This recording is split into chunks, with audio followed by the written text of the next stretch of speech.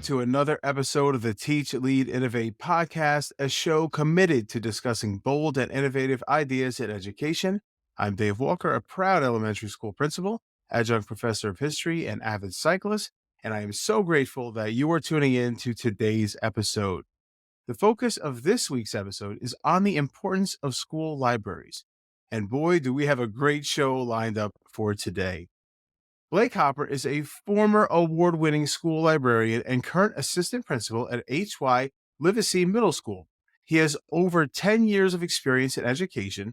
He is a 2023 Library Journal Mover and Shaker, two-time Teacher of the Year, and Claiborne County Economic Partnership Impactful Educator. He has served as Tennessee Association of School Librarian President, American Association of School Librarians Chapter Assembly Chair, and currently serves on the TASL board and is on the AASL National Conference Committee. He loves book pushing, collaboration, and working to make school a place kids love. Welcome to the Teach, Lead, Innovate podcast, Blake. Hey, Dave, thanks for having me on. Oh, it's my pleasure. Can you tell me a little bit about yourself and your journey that brought you into education? Yeah, so I have lived in Claiborne County my entire life. I love this place. I love this district. I always want to give back to it, make it the best that it can be for the students that we have and the people that are moving to our area. So my journey into education started 11 years ago. I went to Lincoln Memorial University, which is just across the street from the school that I'm at now. And I got my bachelor's degree, and then so I taught fourth grade that my first year, and then the librarian was retiring at the school that I was at, and they let me go ahead and take that position while I was working on my degree.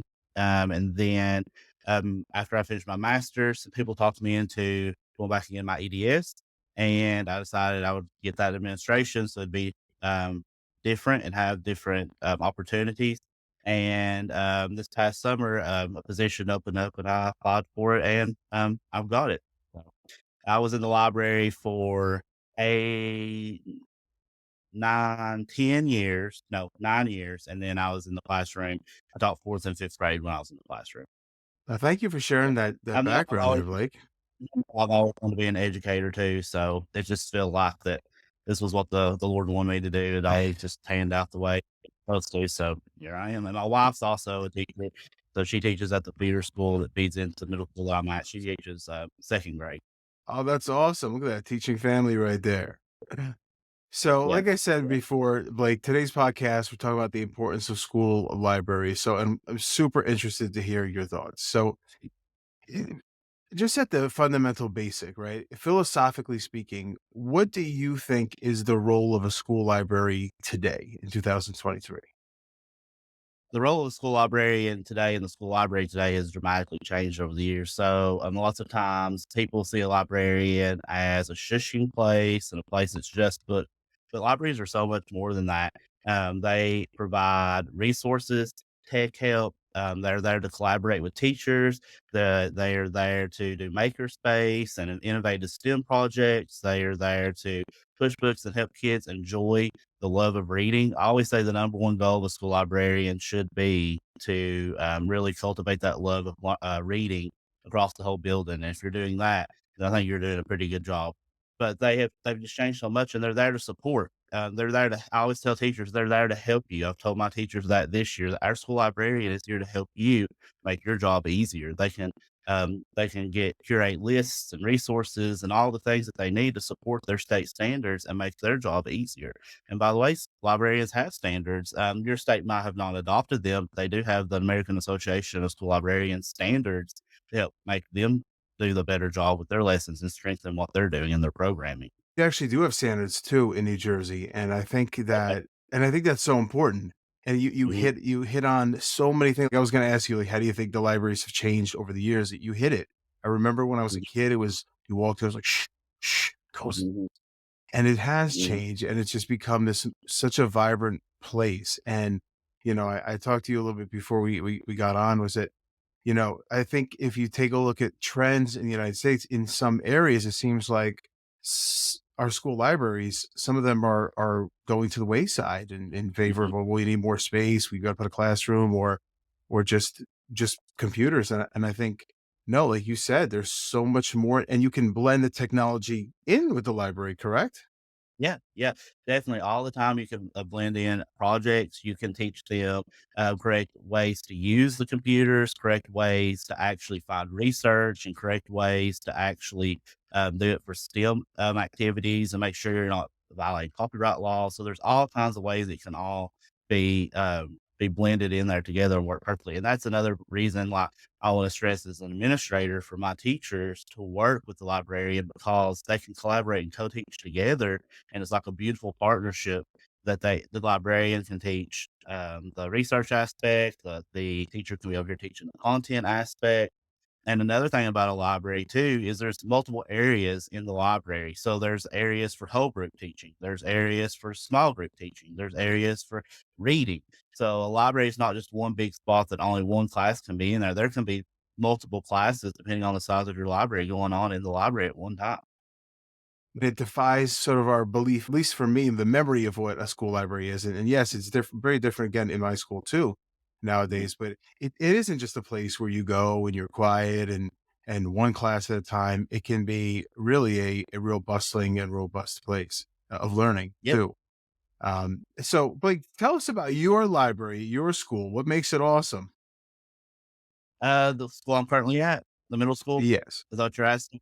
Well, it's gonna be awesome because we got to do a partnership, company, KI Furnishing, Hmm. thought it was cool that I had came from library to administrative world and that I had a unique perspective on things. So they partnered with me and my school to promote their design competition. So if you're listening and it's not before the 31st, go to ki.com.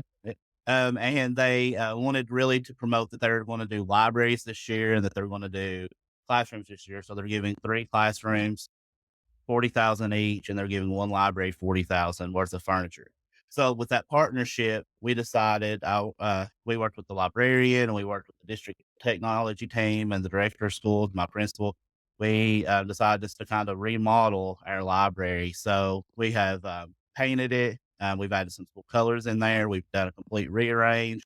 Um, we weeded the library. The collection was a little old. Now it's up into the 2000s. So that's very important that we're not putting out misinformation or outdated information. So it's going to be cool because we're going to have small group areas where kids can come in the mornings to play chess, checker, puzzles, stick togethers, all those things. But we're going to have in the middle of the library, we're going to have like a lounge area where teachers can, or students can read, or teachers can read, or staff can read. There'll be some lounge furniture, and then at the back of the library is going to be like a whole group area where we have tables on casters. We can wheel them around and have whole group areas back there to where teachers can come in. The librarian can be doing whole group. We can have whole group meetings back there. So we're hoping it's going to be an awesome place that really, again, prioritizes that love of reading, because we're going to have book displays and all the things. And then it's also going to be a place that kids want to come kind of hang out and just have time to relax, and just a safe place for our kids too. I always said that I want the library to be a safe place for them. I think that this will be. It'll provide that space for them to get away and just relax, but also a place where they know they can come have a little fun, and not from the stresses of the day. That's phenomenal. It's almost like a refuge too for the kids, and you guys are investing into your library. You are trying to make it amazing for kids, and Mhm. I just I'm so impressed by that. Outstanding. Yeah. So, as a former school librarian, what were some of the biggest challenges you faced in that role, and how did you tackle them? I think the first thing was a stereotype. I had to Hmm. break through with that because when I became a librarian at the libraries in my district, I felt were kind of like stagnated. They were there, but we weren't really promoting. We weren't really doing anything. So over the years, when I got more involved with the Tennessee Association of School Librarians, the American Association of School Librarians, I decided I really need to advocate, promote libraries. So through that work, we really worked with district leaders to provide that PD time for librarians, to provide them a voice. They let me be the teacher leader, so I was the voice for enrichment classes, which included libraries. So I got to be that voice for them, and I think that it really I really wanted to advocate to put us on the map to be able to show that we are important and why we need to be there. And I've always said too that people in the community are going to trust their people. So if I'm promoting the good, I think that I have a good name that could promote that libraries are good and the things that they can do for the community and for the students and for the staff. So I really wanted to focus on that and really robust and get that going. And I feel like that when I left library in July, I feel like it was in a really good place. I felt good about it, and I feel like that the librarians, we have really good librarians in my district. I feel like that we're in a really good place to keep moving forward with our school libraries. That's awesome. And I think, I can speak to my school librarian, Miss Mary Skromowski. She is phenomenal. And, for example, during COVID, when everything was shut down, the schools were shut down, everything. Well, she would go in. She would actually go in. We were at that time we were cataloging our collections, and we actually devised this. It was like a home delivery system for books. I would have Yep. kids go. They could go on. They could see what book they wanted. They could submit it. We had a Google form, and then Miss Mary would go in. We had it containers that went in, so the book went in, and we sealed it, and I went and dropped it off. And the reason I share that is I think that school librarians are really innovative people. Oh And yeah, for sure. when you talked about the stereotype and that, I think that's something that you're right. Like we're still kind of dealing with that, and we shouldn't. We should be moving way past that because I feel that school librarians, I think they're super underestimated. Mhm. Oh yeah, for sure. People don't realize what all they can do, and they think again they're just there to kind of planning and kind of there just check out a book and go on about your life. But no, they're not. They're there Nope. for so much more. And if given the correct time and the correct resources and support, it can be a beautiful, beautiful thing. I'm so lucky that I had a wonderful principal at TNT Primary School. She supported me, and my assistant principal he supported me. And I think they when I came there 5 years ago, I think they were a little apprehensive about what I was going to do, and but they allowed me that freedom to clean the library up, paint it, weed it, arrange it, we worked on getting new furniture. I looked up in a Lifeway Christian. Well, it wasn't good. The Lifeway Christian store was closing, but it was. So I looked up and got some display furniture and circulation desks from there, and we worked on. We got community sponsors to sponsor new tables, so we can have tables on casters. So I feel like that really, if you have those things, that it can be a beautiful thing. And she also allowed me time. So I had fixed schedule in the middle of the day, but I had flex time at the beginning, at the end of the day. And that allowed me to see all the kids, check out books, do mini lessons, do all the things I wanted to do. But then the beginning and the middle of the day allowed me to do that tech time and that collaborative time, and and it allowed the library to be open all day long. Our kids had access to books 8 hours a day, 5 days a week, because they knew they could come in and check out anytime. If I was teaching a lesson, that's okay. They can do self checkout. Our goal was to make sure they knew they could have access to books at any time. So I think those things really will bud a relationship with them. So if administrators on here is listening, make sure that you're number one supporting them, trusting them, giving them the resources they need, and it'll be a great great thing. I'm glad you would mention that because that was gonna be one of the next questions. How could administrators support? And you've said it, and I think that's big. I think you said it's not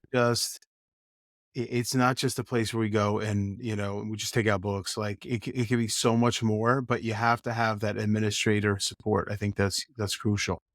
Yep. Now, as administrators, we often face budget constraints.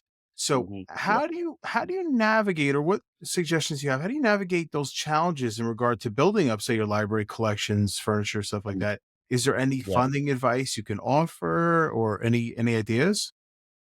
So in my district and state, that the state sends the money, so it's automatically allocated to us. But if you're in a state that doesn't do that, I would always work on maybe finding it if you get depending on how your funding provided, maybe write it in the line item to try to do that. Book fairs are also a really great way to do that. I would just supplement my library by about $5,000 from book fairs, and then I'd also Wow. look for grants and things that I could do, like KI Furniture Grant or the Lowe's grants. If your district allows donors choose, those were super quick, easy ways to do it, build up your collection with books. I always say that donors choose. It's not as easy to get like iPads and stuff, but it's easy to do a small, like $300 or $400 book order through donors choose. Um, and then like your local associations, Tassel for me, American Association of Librarians, all those offer grants all the time to provide books and provide resources for your library. So there's ways to find it if you're not being completely funded by the district or from the school. It's just you just have to kind of sit down and think about it.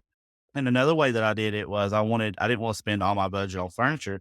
So I just sent out a sponsorship letter. I said, dear community sponsors, we're wanting to Well, provide or we're wanting to make the library space a new space, blah, blah, blah, blah, blah.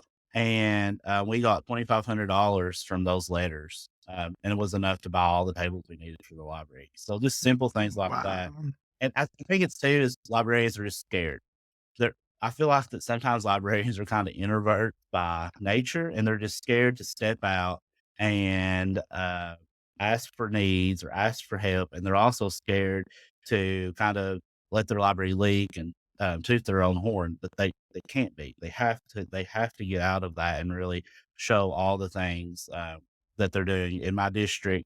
When I was a librarian, I did monthly stat graphics, and then my supervisor was like, "I really like that." So now all the librarians in my district monthly stat graphics to show off all the things they're doing and show the usage of the library. So you really can't be afraid to let your library leak or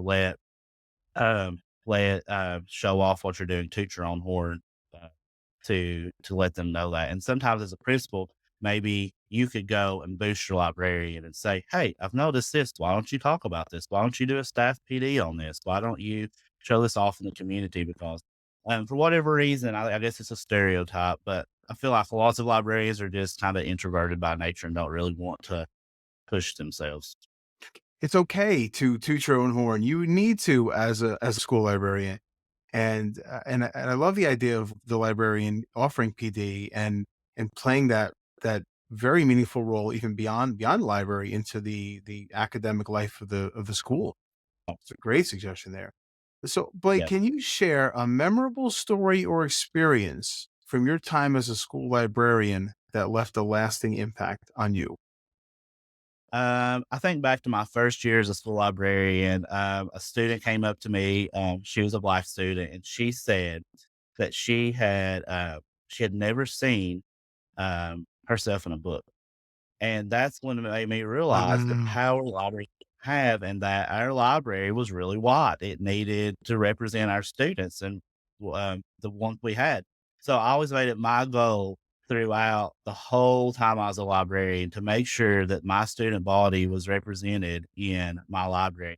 And last year we had a student move from India so, they celebrate Diwali, and, I learned how to pronounce that, and then I ordered books on Diwali, and he was so excited to show kids that he had books about something that he celebrates in his country, so little things like that, a librarian can really help with and really make students feel included, in their, library. Another funny thing that'll always last with me is we started the TNT Reads campaign Mhm. and I'll create graphics, and post them on social media and stuff. Then I also print them as posters to post in the library or post it around the school. And my principal, I can't remember if it was Miss Suzanne or Mr. Painter. I don't know which principal it was at the time. But anyways, they came up to me and they were like, "We have a problem." And I was like, "What's the problem?" And they said the kindergartners are crying because they think all these kids are missing that are posted around the school. So I always felt like that's the funniest about one of my funniest moments as a school librarian is I freaked out the kindergarten, all 120 kindergartners, because they thought all these kids were missing around the school that we had posted pictures of reading around the school. So those were two really memorable moments for that. And I guess another one is too is just that um, the impact that I really feel like that I'm not tooting my own horn. I just really feel like that really I've improved and Toot we've your own horn. improved and Toot it. we we've really shown off all of the things that we've done, and I think that libraries are getting in a better place, right now. Thank you for sharing those. And I think the representation does matter. I think for our kids to be able to see themselves in the books, that doesn't just go Oh, as yeah. much as like identifying it. That increases literacy. They want to read, and and Right. and I think that that is one of the best things that our school librarians today can do. I know that when I first Mhm. got to my school and I went to the library, it was like day one. I wanted to see what was in there, and there was a couple books from when John F. Kennedy was the president. And I said, we had to get a librarian in, and she has worked diligently over the years to weed those books that were just Mhm. ancient and were just and bring in collections that represent the kids that we have. And I think you hit on it, and I think that that's just an amazing thing to do for kids and just to promote literacy. Right. So I have one more question for you, and I really appreciate. I know you're working today, and it's the week of you guys are about to go on to break, so We're it's actually crazy. we're actually on break. Like, All we got out the right. 15th. People around Oh, us are, they are still in school right now, so we're feeling sorry for them. We got out of the so Blake, what do you love most about your job as an assistant principal? What you're doing now? I love that I am again getting involved with all of the students. I love that I am helping lead and taking the charge of providing good education for their kids, and I love that connections that we have.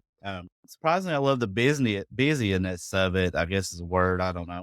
That I thought in the classroom time kind of slow. Librarian kind of went faster, but as an administrator, it's like boom, it is gone.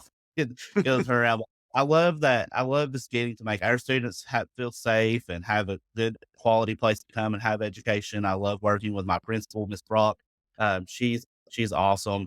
I'm really excited to get to learn from her, and I loved that she and her and share a lot of the same qualities, and that we both really want to make sure That's that our great. teachers feel like that they want to come in and have a supportive place that they can teach and do their job and not be bogged down with all the days because I know that um, there's lots of burnout or whatever. So we want to try to help prevent that. And I feel like as a leader, that's my number one goal is making sure my students feel safe, making sure that our teachers feel that they are supported and making sure that we really promote our school to show that we are the best. I say that we're Legacy. Legacy is the best. Go Eagles. Every time on the intercom, just to promote and get that ingrained in their head that they are Yeah. the best.